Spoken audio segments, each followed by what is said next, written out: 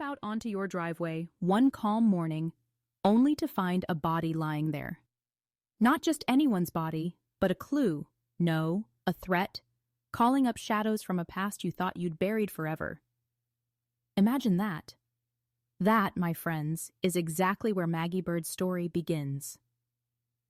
I'm Sarah Bridgewater, and welcome back to the Book Club Lounge. Today, we're diving into a fresh take on the spy thriller genre, The Spy Coast, by Tess Gerritsen. And let me tell you, it's not just another espionage novel. This one will make you rethink what it means to leave the CIA behind, or try to anyway. Before we jump into the layers of intrigue surrounding Maggie Bird and her tight circle of retired CIA friends, just a quick note. If you haven't read this book yet, there will be spoilers ahead, so listener beware, though I'll try my best to keep the big reveals intact. The Spy Coast begins in the seemingly peaceful town of Purity, Maine, where Maggie has swapped spycraft for chicken farming, or so she hoped. But when a dead body shows up on her property, the quiet life she painstakingly built comes undone. Her past, along with its secrets, comes knocking, and Maggie has no choice but to answer. The Martini Club, her close-knit group of CIA retirees, has the skills, but do they have what it takes to face old enemies and protect the fragile peace they've carved out in anonymity? Gerritsen has a talent for weaving action, rich backstories, and complex characters. In this book, she expands that skill to capture themes of aging, identity, and redemption, all while keeping you at the edge of your seat. There's something almost paradoxical about the serenity of Maggie's chicken farm against the high-stakes backdrop of international espionage.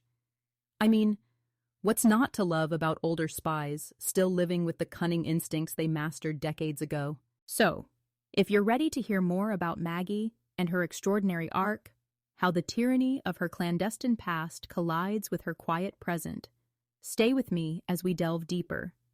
And, if you find yourself intrigued, please consider liking, subscribing, and checking out our affiliate link to grab a copy of the book. Supporting the show also means more great conversations like this. All right, grab your mental passports, because next, we're plunging into Maggie Bird's remarkable transformation and how espionage left permanent scars on even the simplest joys. Picture this: a single-lane road leading to a quaint little farm where Maggie Bird, once the CIA's sharpest operative, now tends to chickens. The peace of Purity, Maine, is almost poetic, isn't it? But here's the thing. Peace like that rarely lasts. Not in Tess Gerritsen's world. Gerritsen immediately sets the tone with Maggie's transformation. One day, she's surveilling suspects across international borders. The next, she's figuring out egg collection schedules. The shift feels jarring, but it mirrors Maggie's fractured sense of safety. She's tough, yes, but there's something haunting about the way she's always watching, always waiting for the other shoe to drop. Wouldn't you be too, with a past like that? Why choose a place like Purity? A quiet seaside town where the days are so uneventful that the biggest scandal is the tourist whose SUV got stuck in the sand last July. It seems like the perfect hiding spot. Or maybe it's a facade, a way for Maggie to convince herself she's left her old identity behind. But you and I both know the past never just goes away. It lingers, doesn't it? And then, of course, there's the body, dumped unceremoniously in her driveway as if to say, "Remember me?" The question echoes, not just in Maggie's mind, but in ours as readers too. What would you do? Face your past or run? Maggie doesn't get the luxury of a choice. This is where Gerritsen's brilliance shines. She plunges Maggie right back into action, pulling us with her. The serenity of Purity shatters, and the story tightens its grip, pulling past and present together in a chaotic tangle. One of my favorite lines early on is this: "The advantage of having no family ties, no children, no husband or lover, is that it makes you invulnerable." Think about those words for a second.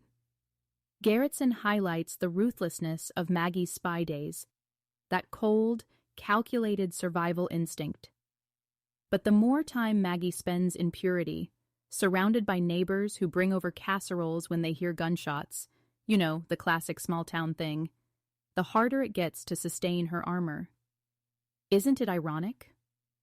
A simpler life leaves her more exposed than Siberian infiltrations ever did.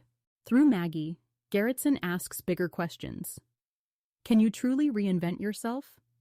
Or do our choices, however distant, continue to shape our present?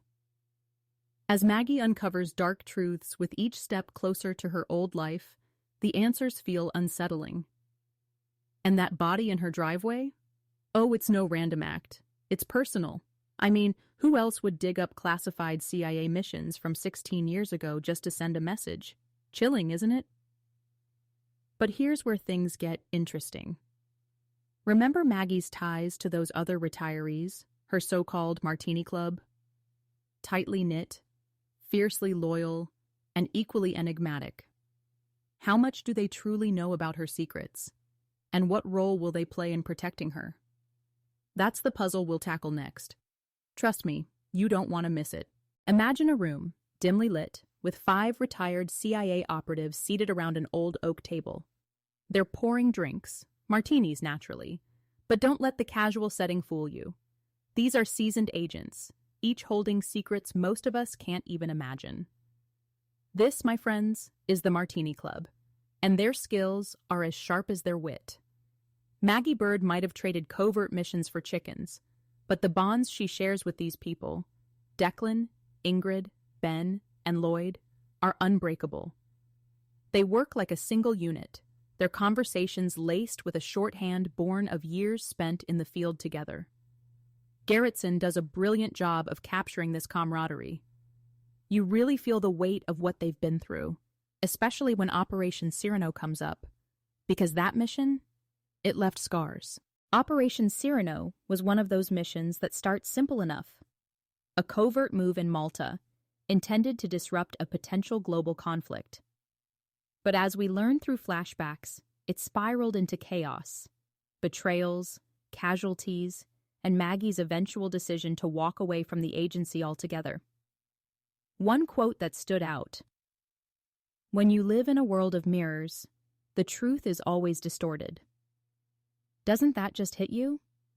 It reflects not just espionage, but life itself, how we see what we want to see until the truth forces itself into view. And if we thought Maggie's turmoil had ended when she left Malta, Bianca's death serves as a devastating reminder that the past never truly stays buried. Here's the rub. Maggie sees parts of herself in Bianca, a young, ambitious operative entangled in a dangerous web. The difference is, Maggie survived. But Bianca? Bianca didn't get that chance. When her body showed up on that frozen driveway, it wasn't just an attack. It was a message aimed directly at Maggie and her Martini Club. Gerritsen paints this juxtaposition beautifully. You feel Maggie's guilt, her anger, but also her resolve. She's not just mourning Bianca, she's rallying. And her team? They're right there with her, questioning, strategizing, leaning on decades of hard-earned experience. Every move feels deliberate, urgent. It's clear. These aren't retirees craving adventure. They're warriors reclaiming agency in a world trying to leave them behind. But then there's the tension. Do they trust each other fully? Or are there cracks beneath the surface, unspoken doubts? That's the beauty of this group dynamic. Layers upon layers of loyalty, love, and suspicion. Gerritsen doesn't give it to us all at once either. She teases it out, forcing us to sit with our discomfort, to question what we do in Maggie's shoes. Now, as the Martini Club reviews every lead, every shadowy figure from Maggie's past, you're on edge. Just like Maggie, you're wondering, who betrayed them back then? And more importantly, who's pulling strings now? Because here's what we know. They're not just revisiting Malta. They're reliving the most painful aspects of their lives through each twist of this messy, deadly puzzle. And the cliffhanger? Let me leave you with this. As Maggie pieces together clues from Bianca's final days, she realizes Operation Cyrano is more relevant than she ever imagined. But the question is, who else knows? Next, we'll dive into Purity's own acting police chief, Jo Thibodeau. Her role is becoming pivotal, not just as a thorn in the Martini Club's side, but as someone navigating her own maze of secrets. Stay tuned. Let's step into the shoes of Jo Thibodeau for a moment, Purity's acting police chief, and perhaps its most underestimated figure. Jo's days used to be about detangling traffic disputes or calming down rambunctious tourists. But here she is now, standing in the middle of a storm she didn't ask for, one brought straight to her doorstep by Maggie Bird and the Martini Club. Jo's position as the acting chief isn't exactly secure. Every decision she makes comes under scrutiny, not just from her higher-ups, but also from her own community. And you can bet that investigating a body landing in Maggie's driveway, surrounded by a group of retirees who seem to know just a little too much, complicates things further. Can you imagine the suspicion, the mounting pressure? Because even Jo knows that there's far more going on with Maggie and her friends than their outward appearances suggest. But breaking through their tight defenses? That's a task in itself. It's Gerritsen's skillful writing that pulls us into Jo's conflicted world. On one hand, Jo's natural instincts tell her to trust the evidence. After all, isn't that what good police work is about? But on the other hand, there's Maggie and her crew. They move like they're playing chess on a board she can't even see. Take this moment, a simple exchange between Jo and Maggie. Jo bluntly says, "You and your friends are a puzzle, Maggie Bird." It's such a short line, but layers of tension sit just beneath the words. As readers, we're practically shouting with her.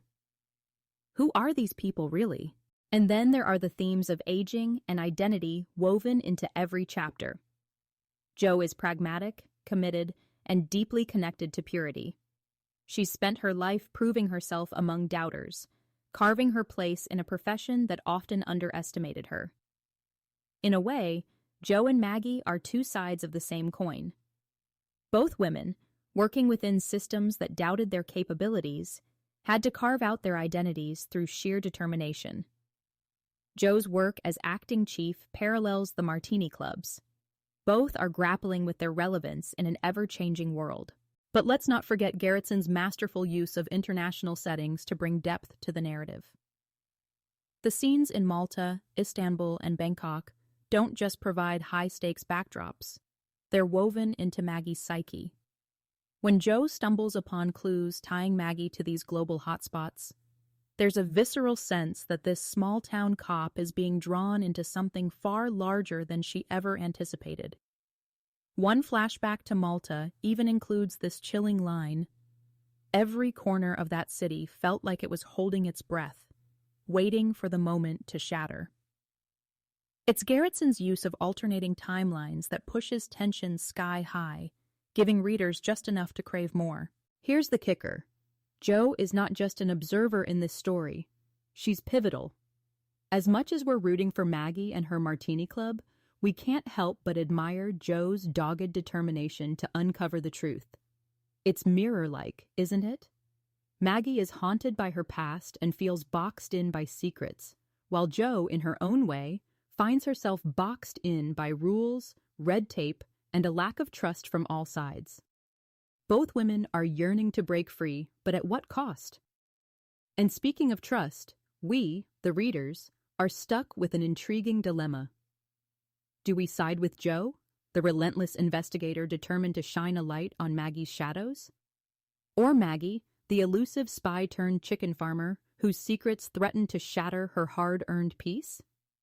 Yeah, it's a tough call, one that only deepens as the story unfolds. So let me ask you, listeners, what would you do? If you stood in Jo's shoes, would you let Maggie off the hook? Or would you dig deeper, knowing you might not like what you find? Oh, but don't worry, the story's far from over. Next, we'll take a look at how readers like you have reacted on platforms like Goodreads and beyond. But here's a thought to chew on until then. What would it take for someone to convince you they're telling the truth? After all, in a world of mirrors, as Gerritsen reminds us, the truth isn't always what it seems. Stick around, more perspectives are just a chapter away. So, let me draw you into the heart of the conversation that's been running wild online about The Spy Coast. Readers absolutely adore the way Tess Gerritsen intertwines thrillers with reflections on aging and relevance. Over on Goodreads, one reader said, and this is quite poetic, I think, "You're left wondering if agents like Maggie ever truly retire, or if their pasts just go quiet, like coals waiting to be stoked. Isn't that something?" Another noted how the Martini Club doesn't just challenge the spy genre. It celebrates the wisdom that only comes with time. It seems to have struck a chord in ways beyond the typical action thriller. Those layers of identity, guilt, and redemption are so deeply human that readers have compared Maggie Bird to their neighbor, their aunt, even, dare I say it, themselves. And maybe that's the point. Tess captures the universal truth that none of us leave the past completely behind, don't you think? On platforms like YouTube, the Martini Club is becoming iconic. People are creating fan theories, art, and even playlists inspired by Operation Cyrano's coded shadows and Maggie's layered integrity. It's not just a story, it's a conversation. And conversations, as we know, are where the magic happens. But enough about others' thoughts. Here's something for you to ponder as this episode comes to a close. Maggie's story isn't just about resolving the mistakes of her early years. It's about embracing complexity and learning to live in the gray, rather than chasing black and white answers. What resonated most deeply with me is this idea. What if we're not defined by the truths we hide, but by the courage it takes to face them? That's an emotional gauntlet, isn't it? Now here's my challenge for you. If you could step into Maggie's shoes for one day, would you pick the past, facing those dangers head-on, or the quiet of her chickens in purity? Reflect on that, and if you feel inspired, share your thoughts. Comment below or drop me a note. I can't wait to hear how Maggie Bird inspired you, or maybe challenged the way you see reinvention. And if you've made it this far, thank you for spending a little time with me today.